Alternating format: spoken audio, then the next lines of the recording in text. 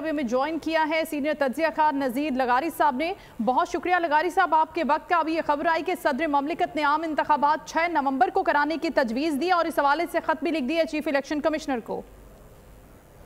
एक तो ये है कि पहले कम बहरान थे, ये एक और बहरान पैदा करने की कोशिश की गई है सदर ममलिकत ने।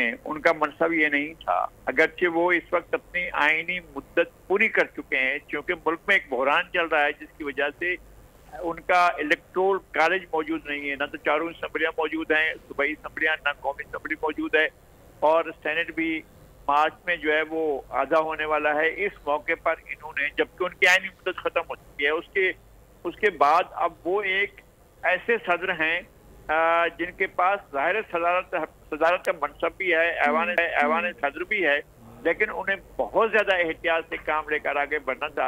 लेकिन उन्होंने एक पार्टी कारकुन के तौर पर यह इकदाम किया है और मेरे ख्याल में अफसोसनाक है। जब एक हम आहंगी की जरूरत है, जब एक तरफ कौम को यकजहती की जरूरत है, तमाम इदारों को मिल बैठकर इस बहरान से निकालने की जरूरत है, ऐसे वक्त में उन्होंने एक वार किया है मुल्क की सलामती पर, यकजहती पर, और उस सारे बहरान को और गहरा कर दिया है जो बहरान पहले से मौजूद है।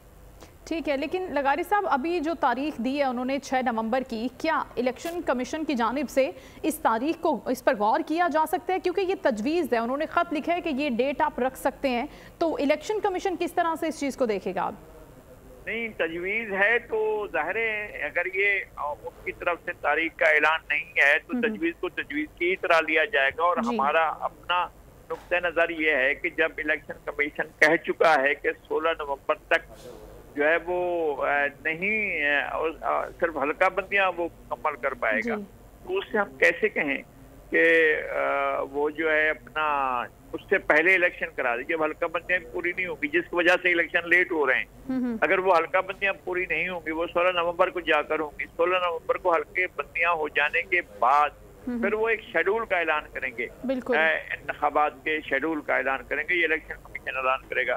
तो सदर ममलिकत को एक ऐसे मौके पर बहरान पैदा करने से गुरेज करना चाहिए, और अब भी गुरेज करना चाहिए है कि वो इस सारी सूरत हाल को समझते हुए एक कदम पीछे हटें और इस तरह की सूरत हाल मजीद उसको गंभीर करने की कोशिश न करें।